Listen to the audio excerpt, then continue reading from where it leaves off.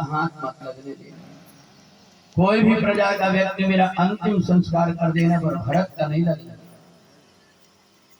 और सुमन एक काम कर, मेरे को कौशल्या के महल में ले जाकर के छोड़ दे। अब मैं केकई का मुंह देखना नहीं चाहता। महाराज दशरथ कौशल्या के महल में आ गए। इधर सुमंत ने जैसे ही राजा दशरथ को रथ से नीचे उतारा, छोटे से बच्चों ने से फबक फबक करके राजा दशरथ रोने लगे। सुमंत, मेरे राम से कहना कि अगर पिताजी को जिंदा देखना चाहता तो लौट करके वापस जा, तेरे पिताजी जिंदा नहीं। सुमंत ने देखा कि महाराज दशरथ को देख करके लग रहा है कि महाराज जिंदा नहीं रह पाए। कहा महाराज तुम धीरज धारण करो। राजा दशरथ ने कहा मेरा राम अगर नहीं आया तो भी मैं जिंदा रह लूंगा, केवल तेरे को सुमंत एक काम करना पड़ेगा, मेरी बहू सीता को लेकर के आ जाना। क्योंकि सीता ने कभी जंगल की तरफ गई नहीं। कानन कठिन भयंकर भारी, कानन कठिन भाम भारी बयारी।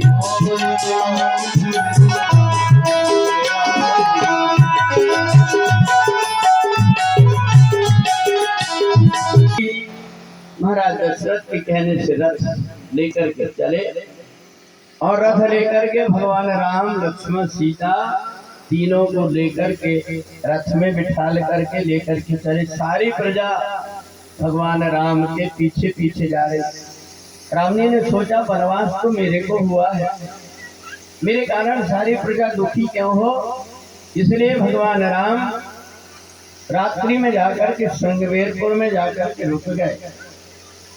और जब श्रृंगवेरपुर में जाकर के भगवान राम रुके, आधी रात्रि में सारे प्रजा के लोग सोए हुए थे।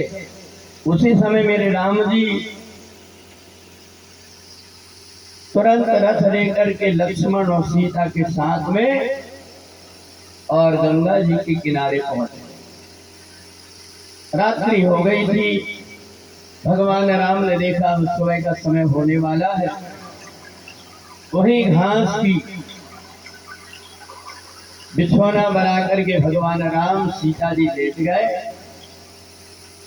भगवान राम को देख करके और वहां निषाद के मन में बड़ा दुख हुआ कि देखो तो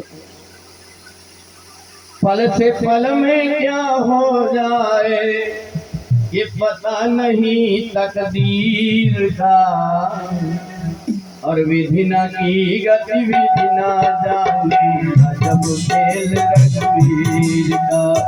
विधि न की गति विधि न जाने अजब खेल रघुवीर का। विधि न की गति विधि न जाने अजब खेल रघुवीर का। विधि न की गति विधि न जाने अजब खेल रघुवीर।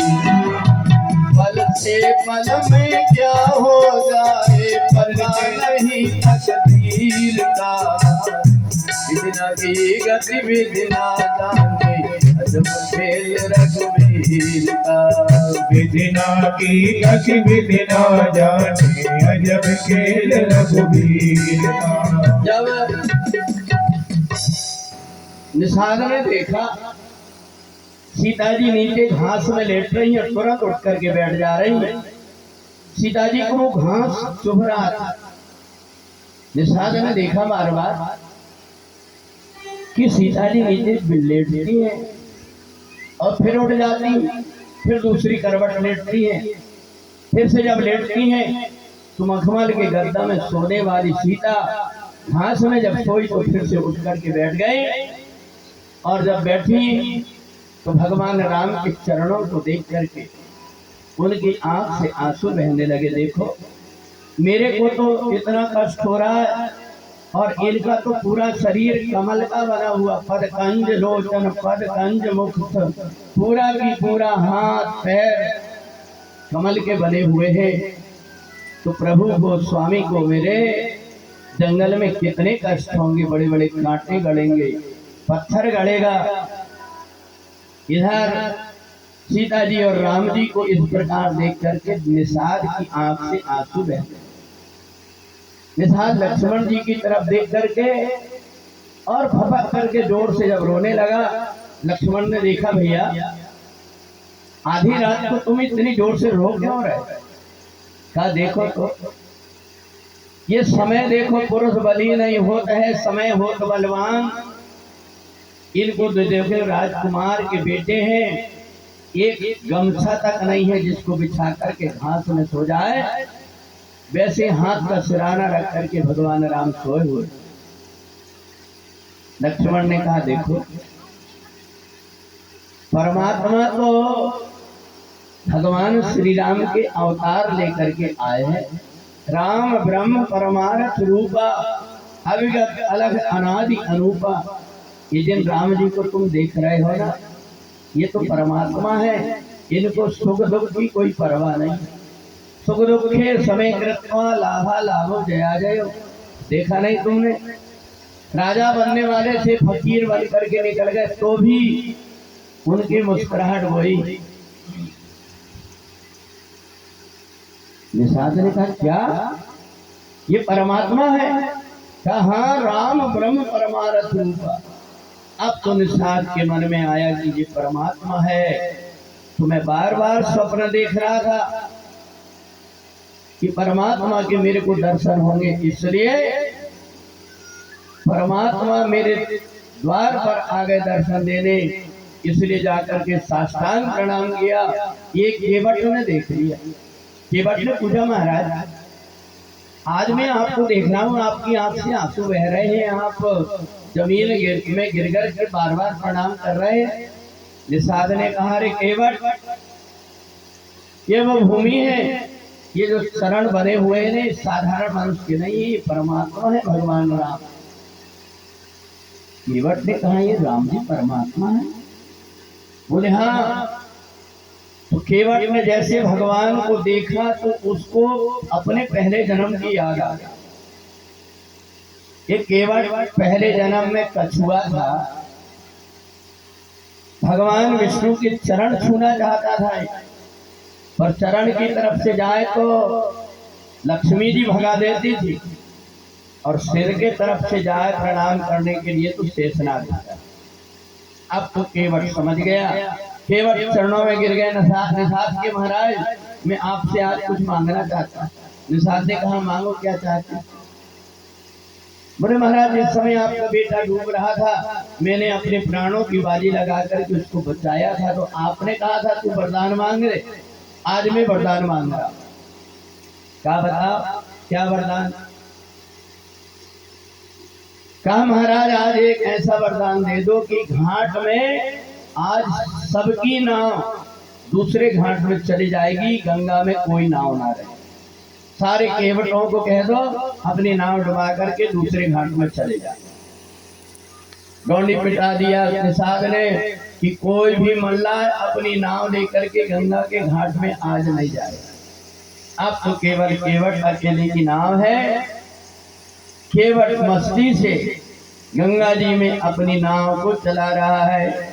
गंगा मैया तेरी लहर मन भाई, ओ गंगा मैया तेरी लहर मन भाई, ओ गंगा मैया तेरी लहर मन भाई, ओ गंगा मैया तेरी लहर मन भाई। हरि चरणों से निकली मैया ब्रह्म कमंडल आई, हरि चरणों से निकली मैया ब्रह्म कमंडल आई। भागीरथ ने हरि तपस्या, भागीरथ ने हरि तपस्या, शंकर शीश चढ़ाई, ओ गंगा मैया तेरी लहर मन भाई, ओ गंगा मैया तेरी लहर मन भाई। केवट समझ गया कि ये परमात्मा मेरे घाट में आए हुए हैं। जो मैं पहले जन्म में नहीं कर पाया, आज मेरे को सौभाग्य प्राप्त होगा। अब तो केवट बड़ी मस्ती से नाव में बैठ करके गंगा मैया की जय जयकार कर रहा है। भगवान राम ने देखा समय हो गया, प्रातः क्रिया से निवृत्त होकर के भगवान राम ने एक बड़ के वृक्ष के नीचे जहाँ सोए हुए थे, वहीं से ही दूध निकाल करके अपने बालों में लगा दिया। अच्छा देखो, संत मुनि महात्मा जटा इसलिए बढ़ा लेते हैं, बड़का दूध इसलिए लगा देते हैं कि कहाँ से तेल लाएंगे, कहाँ से कंघी लाएंगे। इसलिए संत महात्मा कंघी करने की झंझट ही ना रहे, या तो मुंडन करा लेते हैं या फिर जटा बढ़ा देते। भगवान राम और लक्ष्मण दोनों ने जटा बना लिया। ये देख करके सुमंत रोने लगे, आकर के भगवान के चरणों में गिर गए। प्रभु, महाराज दशरथ की ये आज्ञा है कि आप 2-4 दिन वन में घूम करके वापिस चले जाए। भगवान राम ने कहा, सुमंत तुम मेरे पिता तुल्य हो, ये बताओ कि अगर मैं वापिस लौट करके जाऊंगा तो सारी प्रजा को महाराज को दोष देगी कि बताओ इन्होंने अपने वचन का पालन तक नहीं किया। सुमंत ने कहा, महाराज यदि आप नहीं जाते हैं ना, एक काम करिए, मैया सीता को आप वापिस कर दीजिए, क्योंकि पिताजी ने कहा था अगर सीता जी लौट करके आ जाएगी तो सुमंत मैं वचन देता हूँ कि मेरे प्राण नहीं निकलेंगे। जब कभी मेरे प्राण घबराने लगेंगे तो सीता के मुख के तरफ देखूंगा। और सीता कौन है? जनक सुता जग जननी जानकी, जनक सुता जग जननी जानकी, अतिशय प्रिय करुणा निधान की, अतिशय प्रिय करुणा निधान की।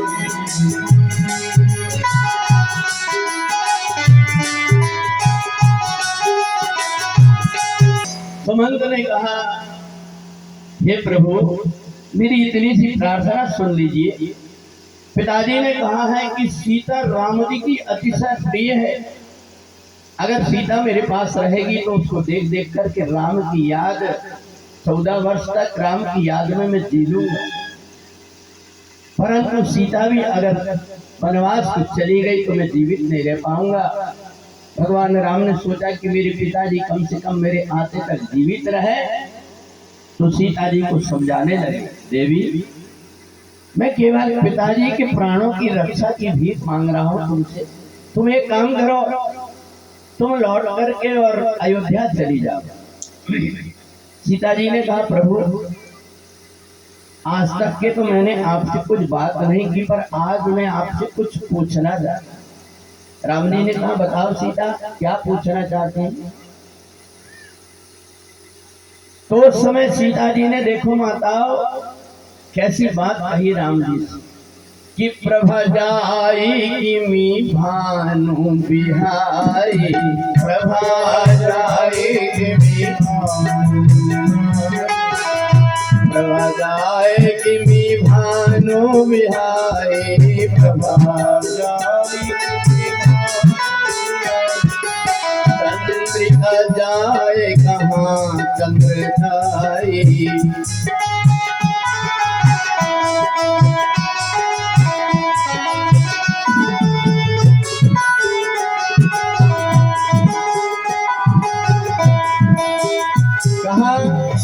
चंद्रिका कहाँ चंद्र तज जाई, और प्रभा जाए किमी भानु बिहाई। सीता जी ने कहा, प्रभु मैं लौट करके अयोध्या चली जाऊंगी, मेरा एक काम करना पड़ेगा। बोले क्या? बोले सूर्य से उसकी किरण को अलग करके बताओ। राम जी ने कहा, सीता ये तो असंभव। कहा चंद्रमा से उसकी चंद्रिका को अलग कर दो। तो राम जी ने कहा, सीता अपने दोनों की बात है, तुम आकाश की बात क्यों कर रही? अभी पृथ्वी की बात करो। कहा प्रभु आप फिर पृथ्वी का ही एक काम कर दो, प्रभु करुणामय करुण गुसाए, प्रभु करुणामय कृष्ण गुसाए, कहाँ तंग लग जाए तुम्हारे।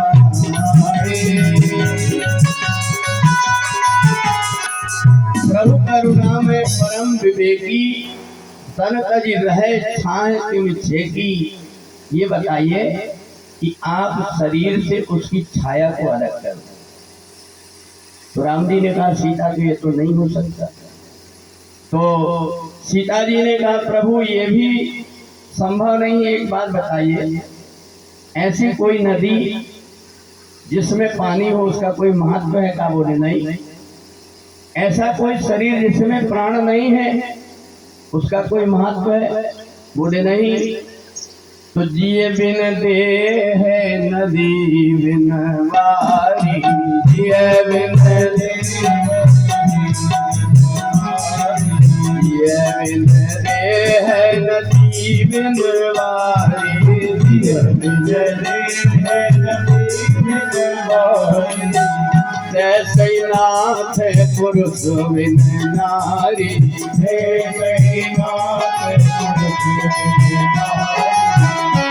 जैसे बिना पानी की नदी शोभा नहीं देती, बिना प्राण के शरीर शोभा नहीं देता, ऐसे ही बिना पति के पत्नी की भी शोभा नहीं है।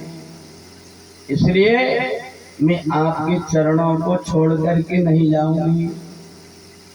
भगवान राम ने सोचा मैं चक्रवर्ती राजा दशरथ का बेटा हूं, अगर मैं आगे जो लीला करने वाला हूं उस लीला को देख करके सुमंत को दुख होगा, इसलिए राम जी ने सबसे पहले सुमंत को वापिस किया कि बरबस राम सुमंत पठावा, बरबस राम सुमंत पठावा, सुर सारी तीर आप चलियावा, सुर सारी तीर आप चलियावा, बरबस राम सुमंत पठावा, बरबस राम सुमंत पठावा।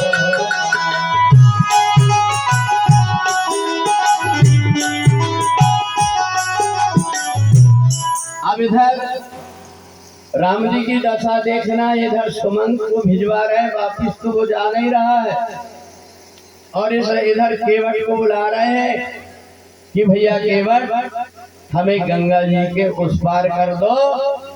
तो केवट अपनी नाव में बैठा बैठा गुनगुना रहा, भजन गा रहा है। भगवान राम ने फिर से आवाज दी, अरे भैया केवट हमको गंगा जी से पार पहुंचा दो।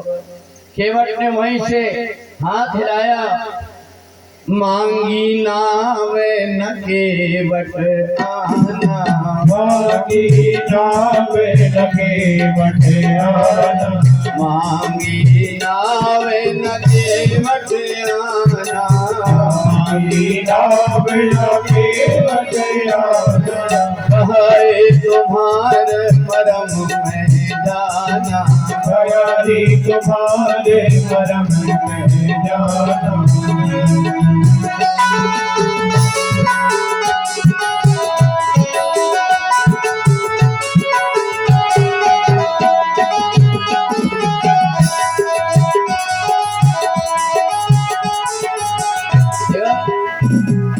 भगवान राम केवट को बुला रहे हैं और केवट आनंद से गंगा मैया में हाथ उठा करके मस्त मस्ती से नाच रहा है, परंतु राम जी बुला रहे तो राम जी के कहने पर नहीं आ रहा।